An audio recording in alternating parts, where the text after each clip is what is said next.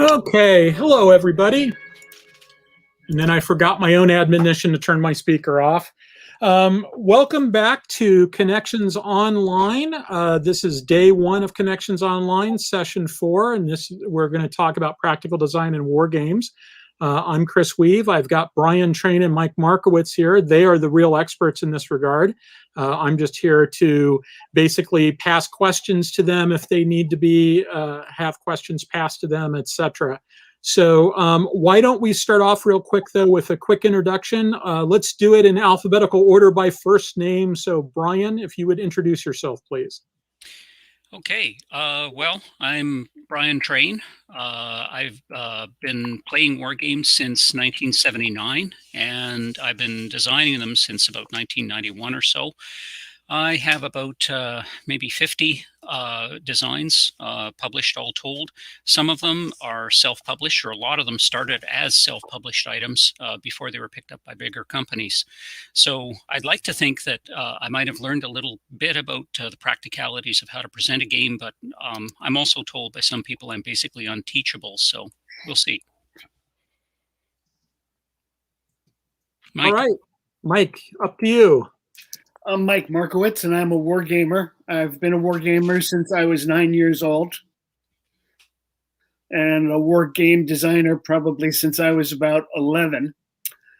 In 1997, I started work at the Center for Naval Analyses because I wanted to do war games with Peter Perla, who wrote the book.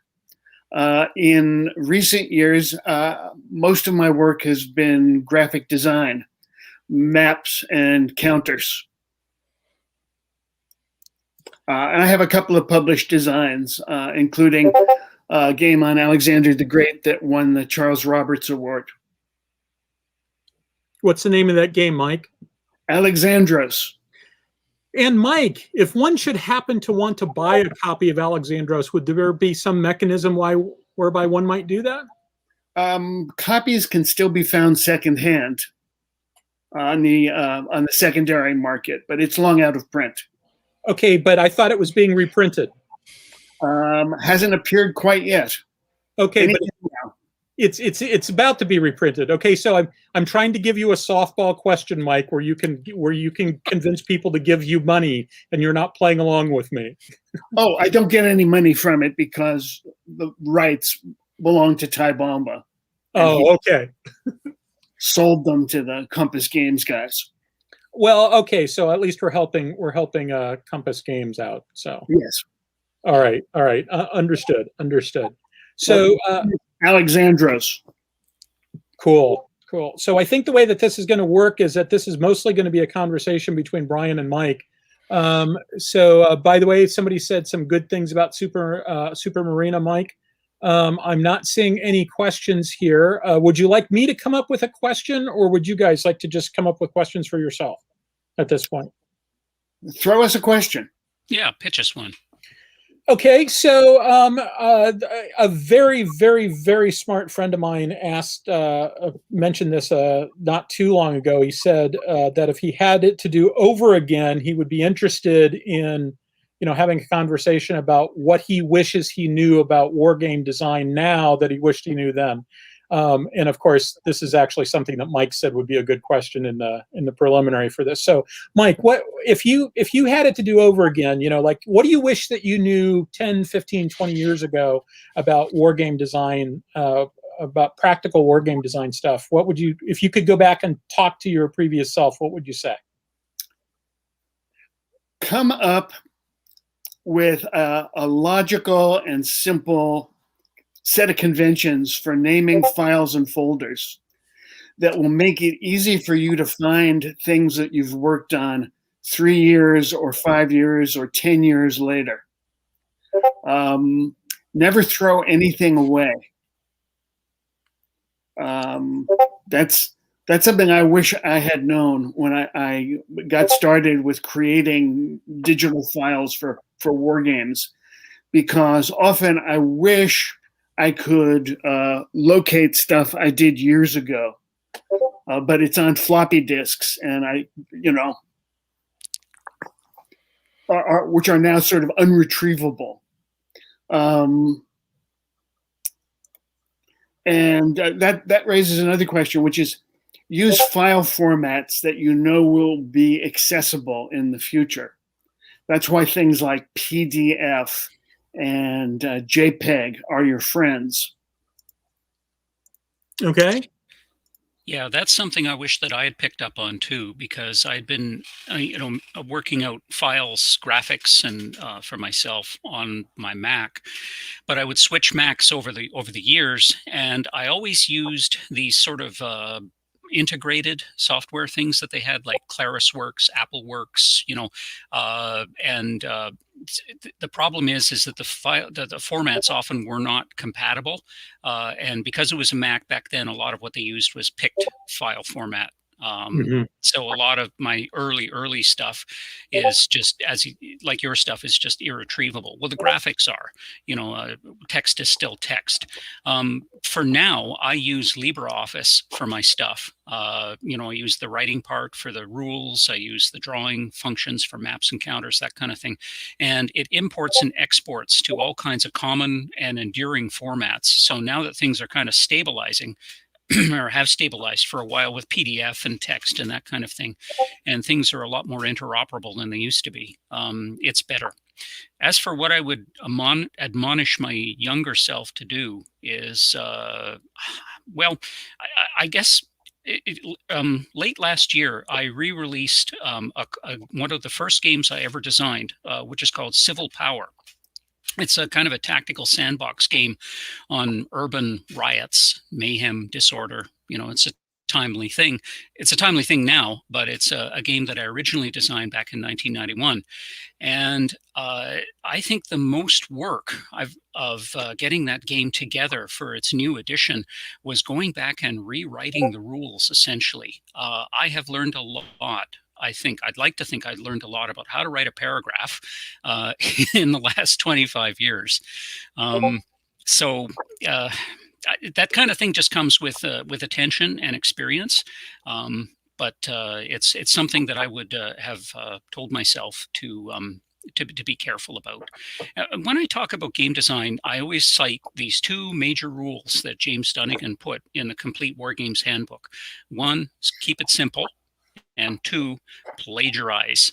So I think if anybody starts with those two principles in mind, it's a really good start, because keeping it simple, especially when people are starting out with their first few designs, there's the temptation to throw everything in and make things really process heavy.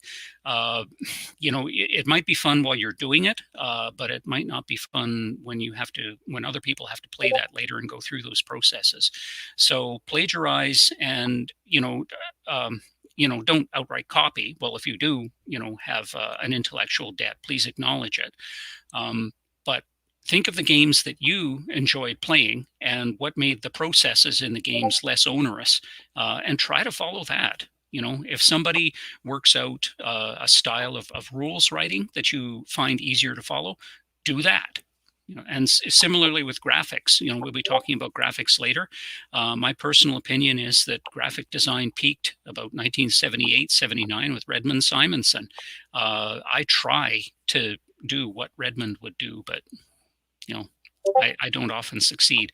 But just the look of those things, the clarity and the simplicity that he could bring to taking information and presenting it is something that very, very few people have been able to do over the years. And anyway, we'll touch on that later. A game designer should never fall into the belief that if it was hard to design, it should be hard to play.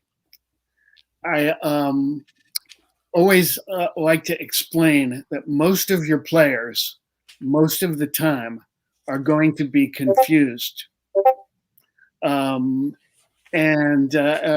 Peter Perla likes to say that if your rule is too complicated, the players will ignore it and just make up their own rule. You probably don't want that to happen, because it will probably break your game. I've found that too, but it seems to be partly that people substituting their own rules, because the one that you suggest is maybe a bit complex, but also people tend to port rules over from one game to another in their heads, things that they are familiar with playing, and then they'll just import these assumptions. And when you try to do things a little bit differently, as I have, and you try to explain it as clearly as you can, once people pay attention to the damn thing, it comes across. But so many people seem to play war games the way a lot of people drive. They get behind the wheel and then they go into a light trance, and they just let their memories guide them, to either a telephone pole or their destination. So. But yeah, it's amazing. Especially when you're working in a series of games like the GMT coin system. There's like a dozen or 13 volumes out there right now. A lot of them have different and significant variations, but people just unconsciously or unconsciously port assumptions and procedures over from one game to another. I'm surprised people still aren't playing everything as if it was Napoleon at Waterloo, if you're old enough and remember that one. We have a question. Thinking of commercial physical games, Ooh. What mistakes do you see designers make regularly? Well, good. We can be critics, get into acts of criticism. I would say, above all, the greatest mistake that a designer can make is clutter. Visual clutter on the playing surface. That too many counters, right? Too much information on the counters. Too much information density on the map, right? Too many charts and tables. Remember that wargame design is an iterative cyclical process with two phases: proliferation of complexity and ruthless simplification. The problem is that too many designers forget phase two and forget to simplify after they've complicated. Yeah, exactly. It just infuriates me. Well, it doesn't infuriate me because I generally don't play these games. But when I see examples of games that come out, with like 8 or 12 different pieces of information on a counter, and many of them are redundant, with each other. It may look nice when it's blown up, 6 or 8 inches square on a computer screen, but when it's reduced to a 1/2 inch or 5/8 inch chip of cardboard, and someone with, our age with failing eyesight is trying to play the thing, it doesn't work. It might look clever, with your choice of fonts and color schemes and so forth, but it just gets in the way. And certainly cluttered maps and a plethora of charts and tables really is those are other things that really just get in the way of playing. And rule of thumb: if there's more than 4 numbers on your counter, rethink your design. Yeah, absolutely. 4 numbers work really well on a square counter because you can put 1 in each corner.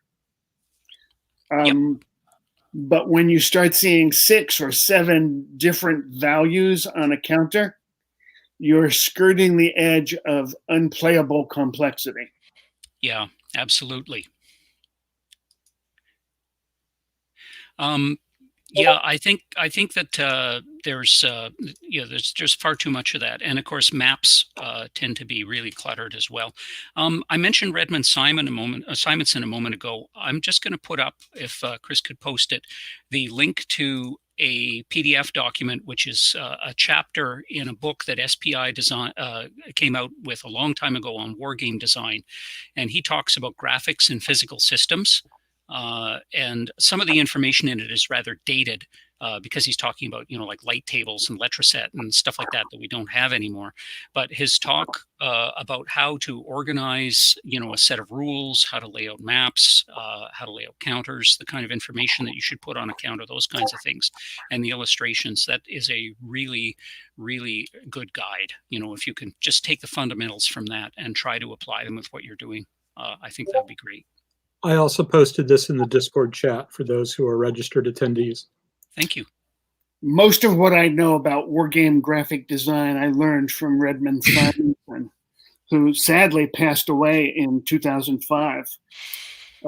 He was the creator of the modern language, right? The graphic language of wargame design. There's a quote, if you'll bear with me for a second. During a time period of both growth and constant changes within our hobby, our society, and the world, Redmond Simonson strode upon our stage with a flinty vision of good taste and style that helped to set game industry standards that still impact our hobby today. He was a wellspring of determination and energy. That was written by one of his colleagues. Yeah. There was a metaphor that Redmond Simonson used once about games and artwork and playing the game. His metaphor was that the player is an untrained demolitions man, like an EOD man, and he's trying to defuse a complex bomb while he's receiving pre-recorded instructions on the radio. So the game is the bomb. The game designer made the tape that's being played over the radio, and Cut the game green wire. that's right. And the artwork is the radio that the tape is being broadcast over. So if the artwork is faulty and confusing, and if the signal, metaphorically breaks up during the transmission, the player can't concentrate on what he's doing. And, maybe there won't be a boom, but playing the game will be a bust. Symbols. Symbols. Well, I like them. Are we meant here maybe to talk about at what unit scale or depiction it's appropriate to stop using the little man in coveralls icon?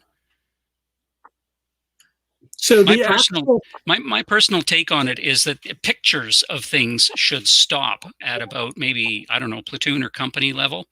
If you're doing something where you're showing like an all arms kind of unit or anything above that, use a NATO symbol. NATO symbols are not hard to learn. I learned them when I was 9 or 10 years old. I'm reading a book about the Korean War called This Kind of War by Fehrenbach, because there were maps in that book that had NATO symbols all over them. And there was a guide to NATO symbols in the back of the book. And that's where I first learned them. They're not difficult to learn. They're a lot easier to tell apart when you're trying to, tell a Mark IV from a Mark III. And, I think they're preferable in many things. You can find a lot of really good symbols, both dingbat type and NATO symbol type, or pictographic type, from Tom Mouat. He's a major in the British Army. A lot of people know about his free pictofonts that he makes available called Map Sims, and they're available for free, and I really like them, and they're very, very useful. Matter of fact, here's another thing. Another little bone about commercial games. I am starting to see some images from Tom's fonts popping up in commercially published game designs. And because Tom makes these things for free, I would appreciate it if those publishers would maybe tip him a few pounds, once in a while. Pounds because he's British, but I'm sure he'd take dollars too. But I think that's just a courtesy. In my own work, I tend to use the NATO symbols for ground units, and I use ship silhouettes for naval units and aircraft silhouettes for air units. If that's what you mean by symbols. More generally, symbols often should be used with caution if you're dealing with an audience that's multicultural and that may be unfamiliar with your symbols, or that may take offense at some of your symbols. For example, if you use a skull and crossbones, that means a lot of different things. It could mean that the contents of this container are poison, or it could mean that pirates have just taken over your ship. So just be aware of what your symbols are communicating to your audience when you use them. I think that's another good point for NATO symbols, because they are made to be internationally understood.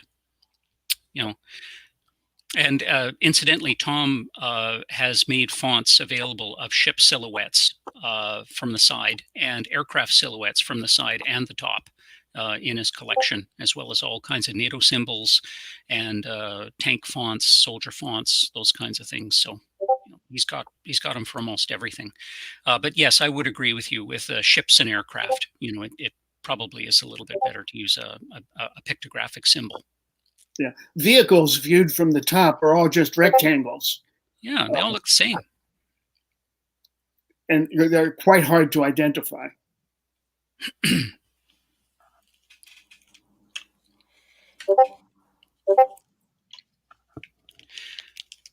Oh, good question about hexes. Yes. Very smart question. You want to take that, Brian? Well, what I like to say is that a hex map is a very tediously and regularly drawn area movement map, and an area movement map is a sloppily drawn hex map. You know, now, when the question is about grits or meshes, I don't know if this is a reference to area movement or maybe point-to-point movement schemes, or perhaps the new way that's being depicted on hex maps is the caltrop system, where you don't have the complete outline of a hexagon. You just have three short lines, that point out the vertices of the hex, so that the cellular structure of the hex doesn't really get in the way of the visual look of the map. Another way is to, which I've seen in only a few games, is to dispense with hexes but just go to dots. So that the dot is in the center of a hex, and you just move from dot to dot. There was a game about, I think it was Vance von Boris. Chris, could you bring up slide 10 in my talk? Yeah. See, I thought Mike could have an example for this. But that's an interesting way of going about it as well.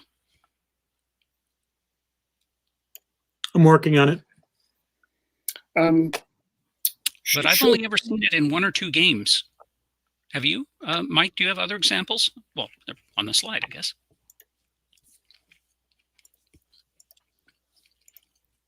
Hexagons work very well for tactical movement of ground forces, right? But for operational and strategic level games, hexagons are rarely the right answer.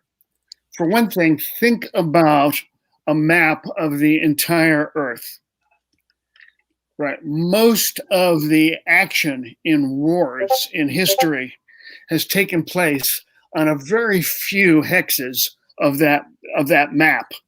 There have been 16 battles of Adrianople in the course of history, right? Because the lines of communication, the road grid,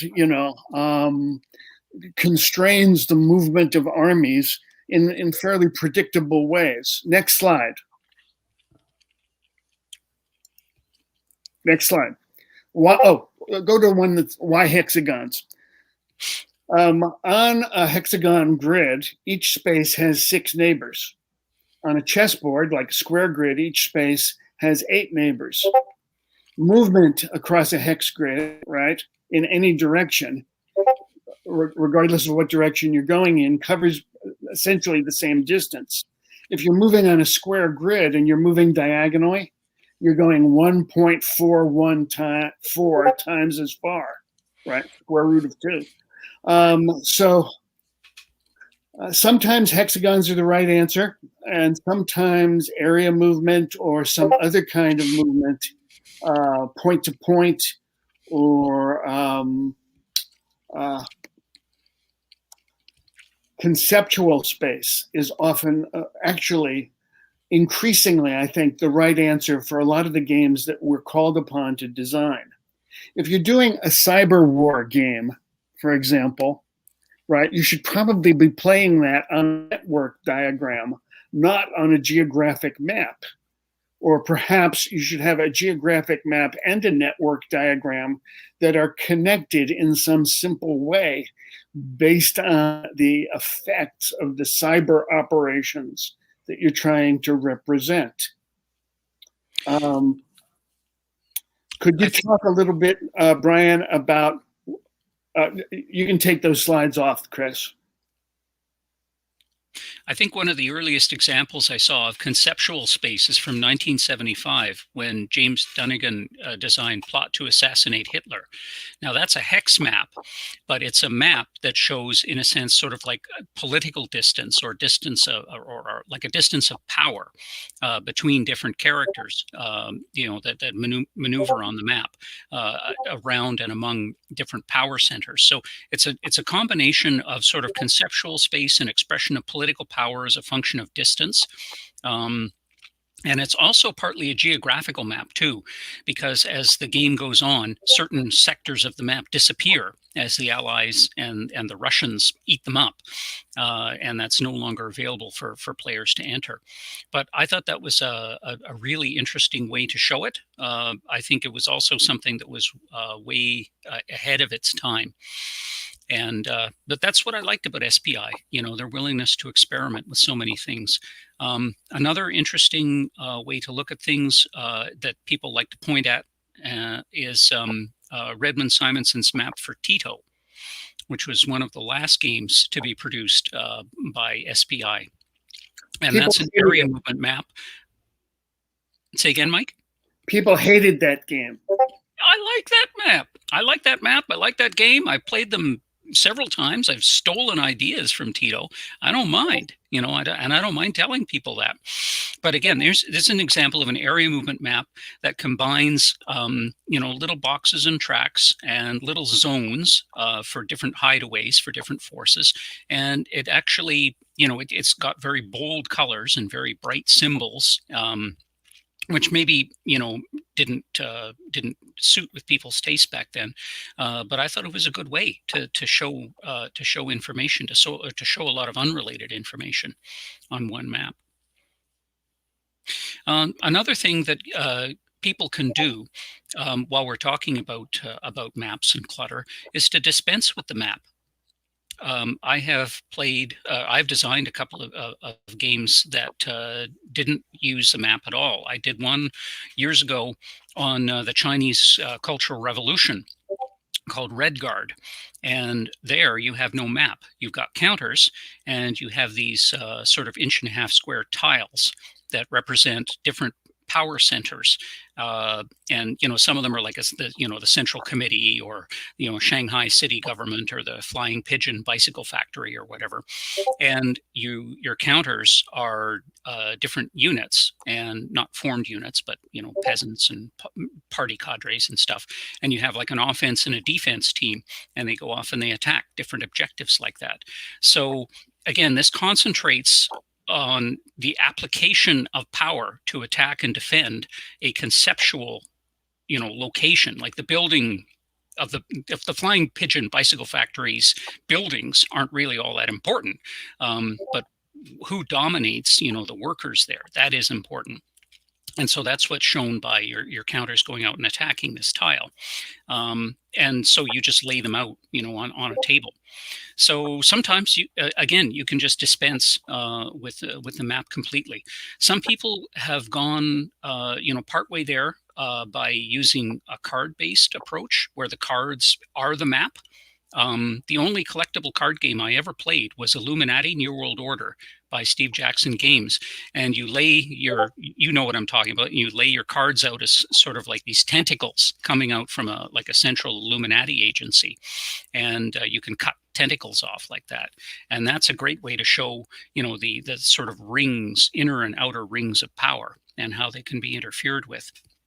Yeah, think of the game of dominoes, in which the map is constructed in the course of play. That's right. There's lots of situations where the map is constructed in the course of play, may be the right design answer to the problem that you're tackling. Yep. And sometimes it is. And sometimes you start with an empty space and you construct things in that space. You build patterns. A moment ago in one of your slides, you showed a Go board.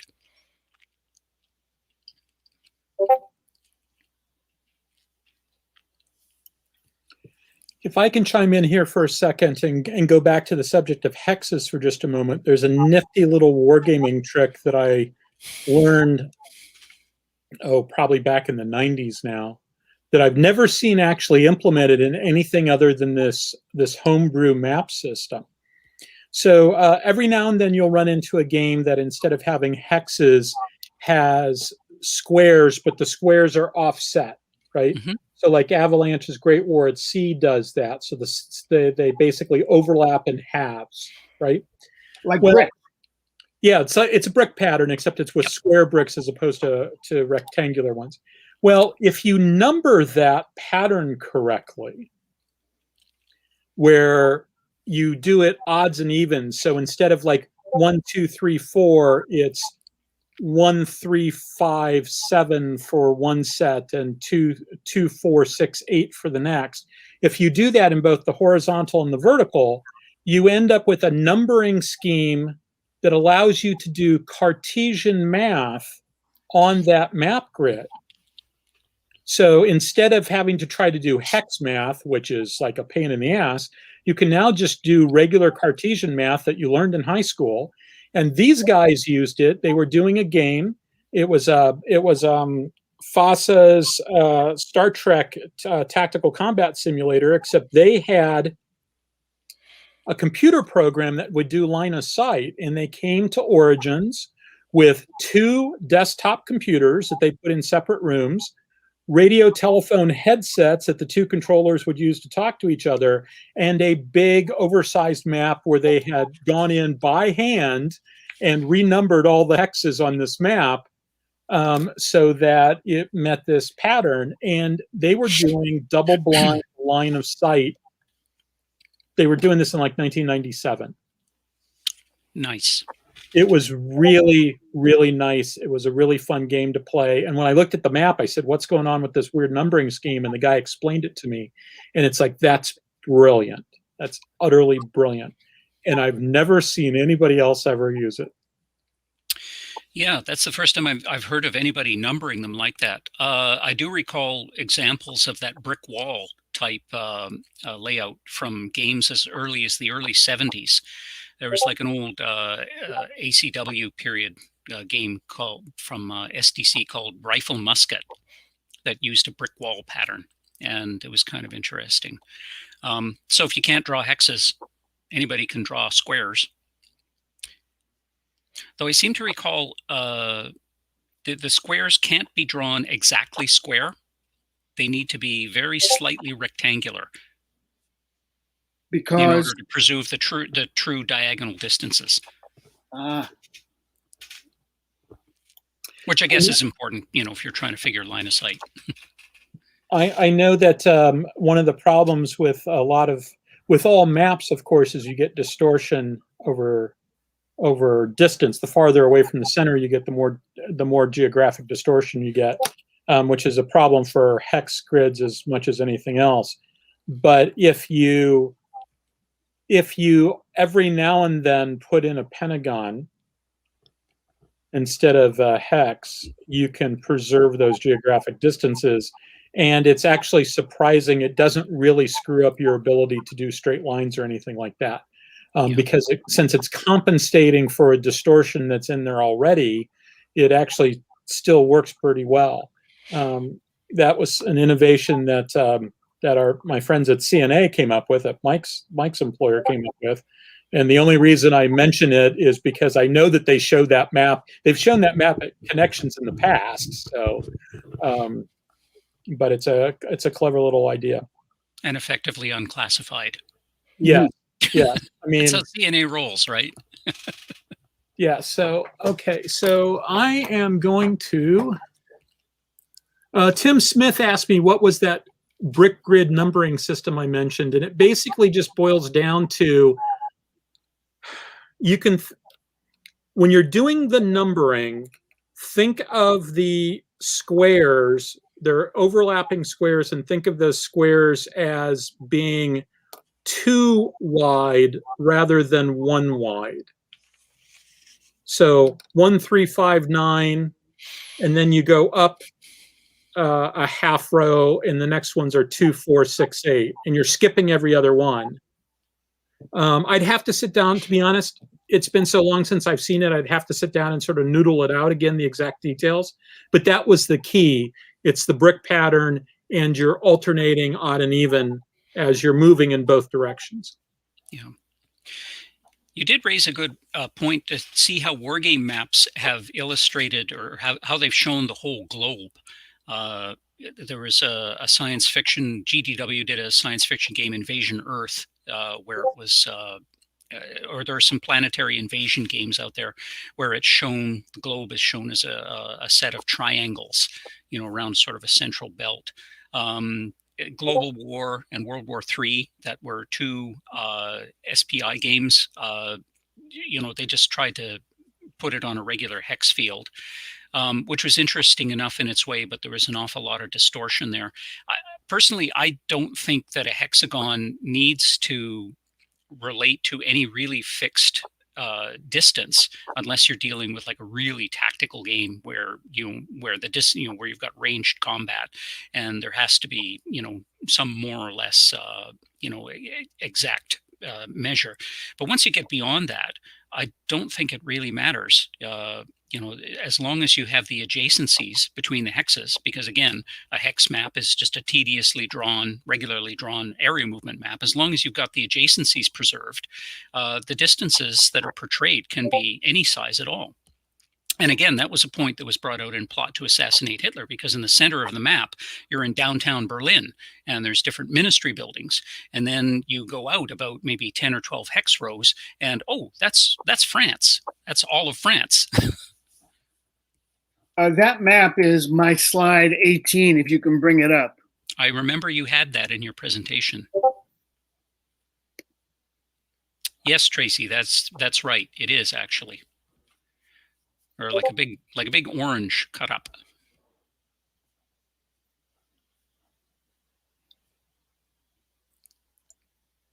Mike, am I looking for Plot to Assassinate Hitler? Yes. Okay. It's slide. Yeah, I'm still in presentation mode, so I'm not. Oh, I guess it does have the slide number in the lower left-hand corner. There we go.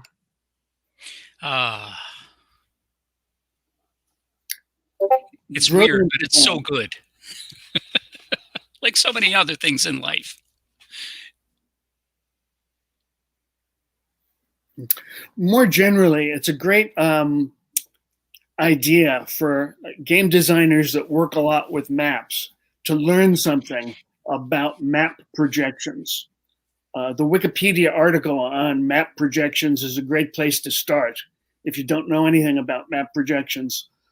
For a lot of our operational level gaming, I use what's called the azimuthal equidistant projection. You pick a point, and all distances measured radially from that point are relatively undistorted. And for representing large areas of the globe with minimal distortion of distance, the azimuthal equidistant projection is a very good solution.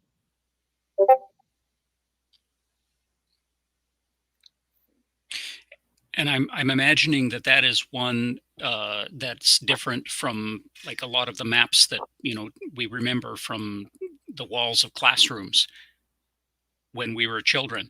When you look at the sizes and relative positions and dimensions of continents, when you look at a map with a projection like that, Africa, for example, looks completely different from from its depiction that a lot of North American and or even European children would have grown up looking at on like a classroom map.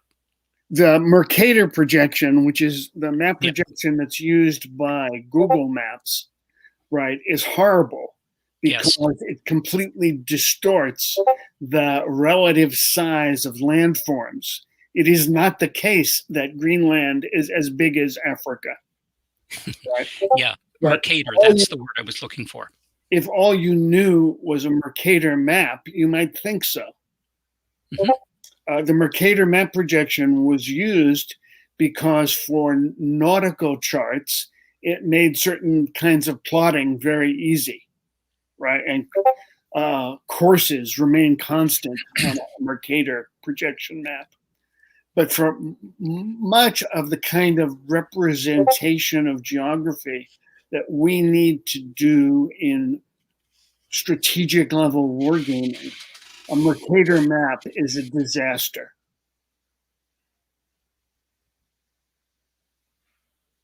End of rant. That's a very gentle rant, Mike.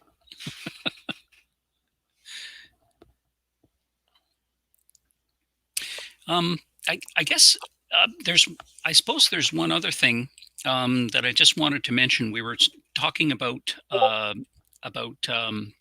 counters a little while ago, and I wanted to mention something about color blindness. And the practice, it can be very intricate trying to figure out, color schemes for different national forces and that sort of thing.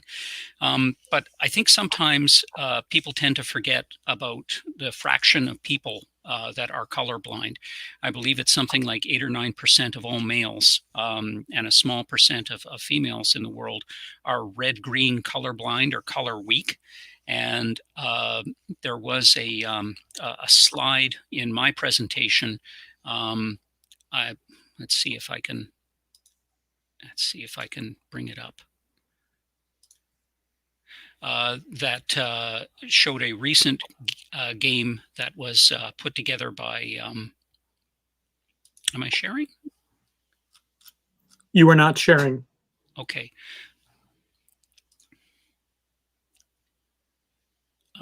There we go. Just a moment. Where is it? If you go to the application tab at the top, and then you can select the window. Yeah, it's that's strange. It's not showing up. Darn it. What slide is it? It's slide 19.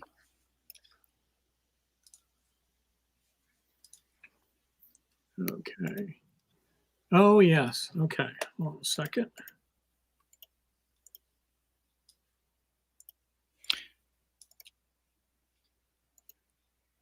Yeah, I'm sorry. This application window should be showing up, but it's not.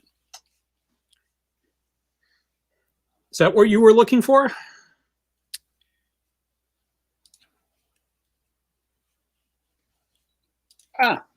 Yes. So this is a recent game that was put out by Decision Games about Battle for Hue. And on the left is, the way someone with normal vision sees the counters. And on the right is someone who's red-green colorblind. There are different websites out there that you can run when you've done your counters or maps or whatever. You can run it through this website, so it will show you what it's like to someone who's red-green colorblind, which is the most common form of colorblind. I don't think you really have to worry about the others; they're quite rare. But look at the counters on the right. What sort of, which group of brown counters do you want to play the game with? So now, granted, you can't make it completely distinctive to all people, but there are certain colors that you can use that remain distinct between someone with normal vision and who's not colorblind and someone with one form or another of color blindness. And you can find a color blindness palette that I have this somewhere on my website, but I don't have the link for it right now. And I have published a couple of games. I published 2 games with Tiny Battle Publishing. One was on the Finnish Civil War. That was with Compass Games, and I used that palette of colors with the different sides. And there was another one I did with Tiny Battle called Strike for Berlin that I did with, again, the same palette of colors, so that at least they, maybe they weren't true from one person to another. The color wasn't true, but they remained distinct from each other, which I think is, after all, the important thing, instead of having everything look brown or having everything look, variations on slate and graphite. Something I learned many years ago from the Apple user interface guidelines was that you should never make critical information solely dependent on the color that you're displaying something in to the user. Yeah. That's particularly salient in the environment where Chris and I live, which is defense and national security wargaming, because a very well-established convention of PowerPoint is that red, yellow, and green indicate like status, like green is okay, yellow is problematic, and red is critical, right? That's often used as a way of indicating the status of a unit. Yep. But for somebody who's red-green colorblind, that could be very confusing. Yeah, I'd like to think that when I'm looking at a counter and I see a watermark and a national flag and a color scheme all on the same counter to convey the same piece of information, what country that counter is from, I'd like to think that they're trying to respect that principle, but I don't think so. I think it's just clutter. I think if you chose your color schemes carefully, or paid more attention to iconography, you wouldn't need those things. I use flags a lot on my counters because flags of the world is my dream category in Jeopardy. But I know that most people are not flag nerds like me and Sheldon Cooper. So I will often add the two-letter country code abbreviation, the digraph, like US for the United States, CN for China, DE for Germany, UK for the United Kingdom, and so forth. So that you're not dependent on recognizing what might be an obscure flag. Yeah, and that's something that Redmond Simonson did sometimes on his counters. Remember Revolt in the East, where you had a color scheme, but also the two-letter country code. And of course, these are internationally recognized color country codes. So that's, again, something that's meant to be internationally understood. And I'll tell you, my son, when he was 5 years old, was completely gone on flags. At his kindergarten, they had Hundreds Day. So you had to put 100 of something in a paper bag and then talk about it at show and tell. So kids would like 100 toothpicks or something like that.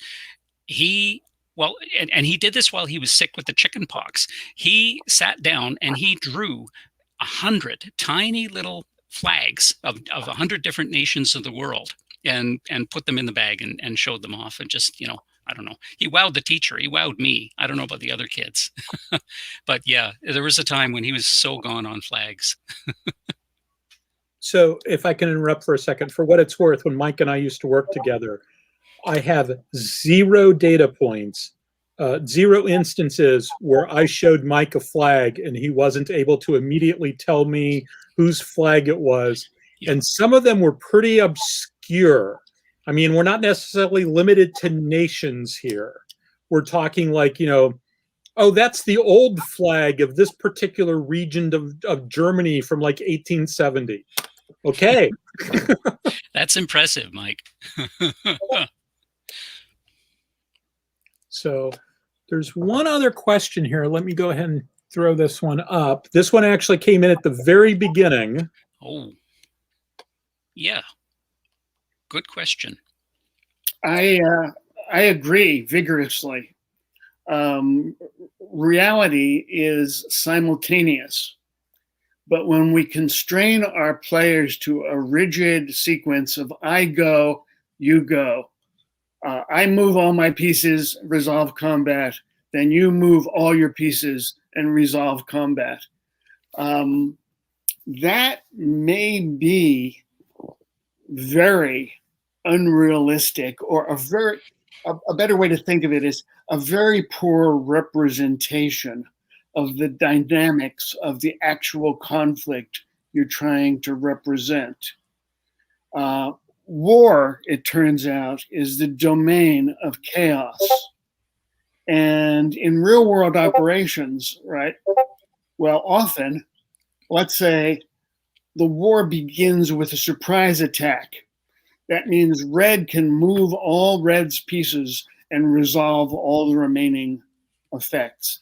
But as soon as that surprise is lost, it might make more sense to go to an alternating sequence of more or less random activations. Blue moves a group. Red moves 2 groups. Blue gets to move 3 groups. They have a good command and control role this time.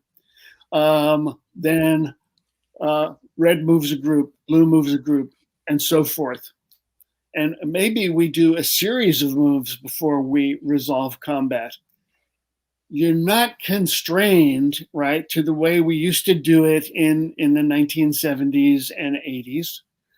Think about sequences of play or game term structures that represent the flow of time more creatively, more functionally, and perhaps more realistically. Yeah, my thoughts on that are kind of nuanced too, because I've approached that problem 4 or 5 different ways in all the games I've designed. Where I've gone with a turn-based game, I've tried to put in like some kind of reaction phase or reaction movement so that the other player, isn't always completely on the wrong foot all the time, or some kind of a counterattack phase or something like that. I have gone with random activation, where you pick headquarters units randomly out of a cup, and then they can activate their formations. So that keeps you thinking in terms of formations and attachments to a headquarters and limits of command and control. Or you can randomize that. I also think, though, it's a turn-based game, kind of an I go, you go. It's not completely unrealistic, though, because war is chaos, but there are action-reaction cycles within that chaos. And that's where I kind of like the idea of sort of like temporary tactical initiative passing back and forth between players in different parts of the map at the same time. I've got a recent family of games called District Commander that's operational level counterinsurgency. And the idea is that the insurgent picks an area of the map to resolve player missions on, but whoever happens to have more vitamin points or whatever at the time, they have a bit of initiative as to when they can do and what they can do. And depending on what they do, they can do it many times or just once, but inevitably it's going to pass to another player. It's kind of like the idea of Sente in Go, which is sort of tactical initiative. You follow through a sequence and then you run that sequence through, and then the initiative is going to pass to the other player. That's not strictly I go, you go. It's far more nuanced than that. But I like to think that. And of course, a lot of people who've read more than one book about modern warfare talk about John Boyd and his OODA loop. Who remembers that acronym? OODA? Chris. Observe, orient, decide, act. Gold star, Michael. Yes. I was busy trying to unmute. I guess that's a problem with the modern classroom. It's muting yourself. But yeah, so there are sort of like cycles. And of course, the aim is to get within the other guy's decision cycle and disrupt him that way. I've seen games, and I've tried to do games that kind of get into that kind of thing. I haven't seen the perfect I haven't seen the perfect iteration or implementation of that yet. Yeah, thinking as a graphic designer, it's very important that your players should never be left confused as to what phase they are in, right? Players should always know what time it is in the game. And I've seen this as a failure mode in a lot of games where players lost lock on what turn we're in or what phase we're in.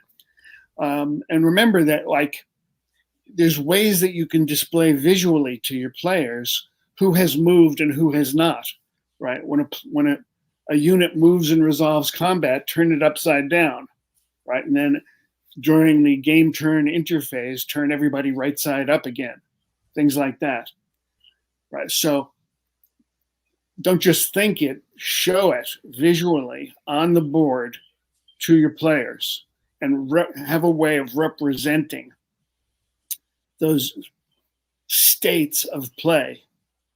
Yep. No, that's right. And it's important also to show the kind of options that are open to the players at that time. That was the idea I had with Colonial Twilight, the GMT coin system game, where I took that sort of flowchart-like sequence of play that Volko introduced in Andean Abyss and A Distant Plane, and I turned it into a field that looks, well, sometimes I call it the Pentagon, sometimes I call it home plate. But instead of boxes on a flowchart, there's zones that are adjacent to each other. So the player with initiative will pick something, they'll do something in the game and put their marker in the box that or the area that corresponds on the diagram to what they did. And then the other player can pick something that's adjacent to that. So it functions exactly the same as the flowchart, except that it's a visual representation of it. And you just pick a zone that happens to be adjacent to where the other guy's marker is. So, you know, that's another way to go about it.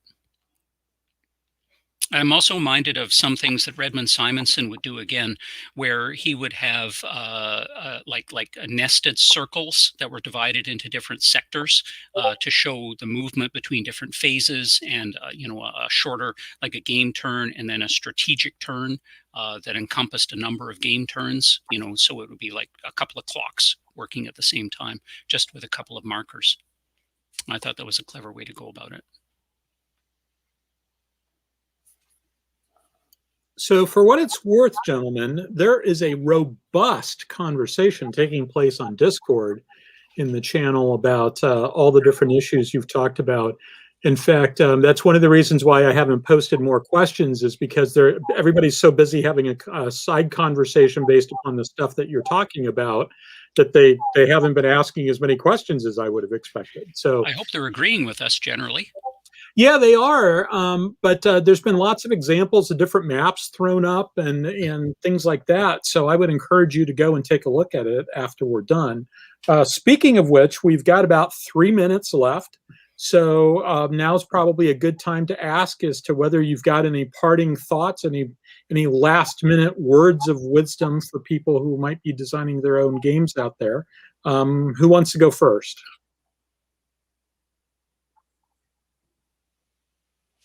You can do it. Keep it simple. Plagiarize. That sounds pretty good. Mike? In my experience, wargame design is a little bit like concert piano or ballet, in that the people who are really good at it tend to start very young. I think that's because it's got a steep learning curve.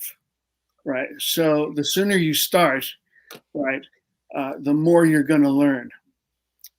And like many crafts, wargame design is learned much more by apprenticeship than by study, and much more by trial and error than by study.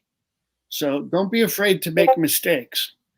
I usually throw away the first 10 drafts of a map or a counter sheet because there's a constant dialogue between the graphic designer and the game designer or developer, you know. And often what you have to use is what I call the optometrist method. Create multiple versions of something and say, is this better or is this better? Is this better or is this better? That's the old joke about how optometrists make love. Is it better this way? How about this way? Nailed it. Thank you. And so with that, I think we've got about a minute left. I think this is as good an ending point as anything. So I would like to thank both Brian Train and Mike Markowitz for coming and having this discussion with us today. If you have not had an opportunity to watch their Georgetown University Wargaming Society presentations that are available on YouTube, if you check the descriptions in YouTube, the description for this particular session in YouTube, it has the links for those talks, and they're each like an hour and a half long. You saw some of the elements from their presentations today, slides here and there, but they went into this stuff in great detail and talked about their game design methodologies and philosophies, and they're well worth it. And I'm really glad that I was able to talk them into coming and having this conversation with us today. So thank you very much, everybody. Connections Online will continue this evening. There's a social event for those of you that have registered and are on Discord that's going to start in about an hour. And then tonight,